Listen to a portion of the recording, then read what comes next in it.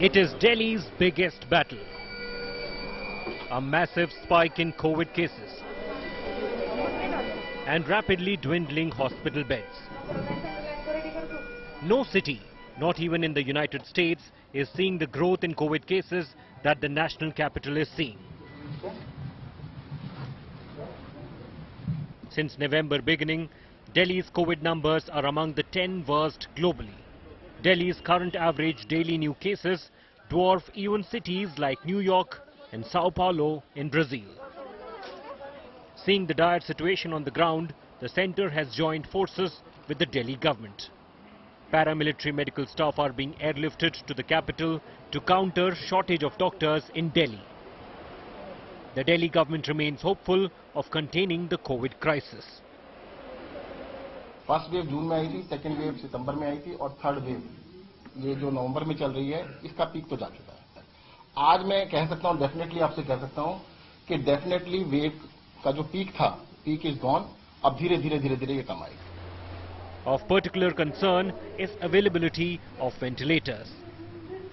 Of the 1,342 ICU beds with ventilators, only 165 were available in the evening, according to the Delhi government's COVID beds dashboard.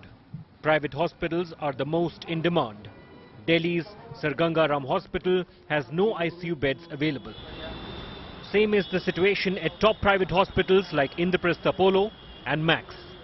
Even the Lok Nayak Jayaprakash Narayan Hospital, the biggest COVID facility in Delhi, has 8 ventilators left, though beds are available. During the meeting with the state and centre at MHA headed by the Union Home Minister Amit Shah, the centre has assured to provide ICU beds, 700 ICU beds fully equipped.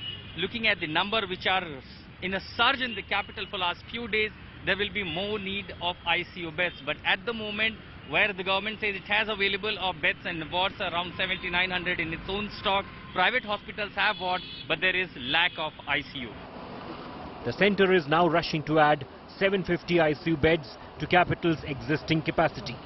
Much of it will go to the 10,000 bed COVID centre built at Chhatarpur. With Ashutosh, Bureau Report, India Today.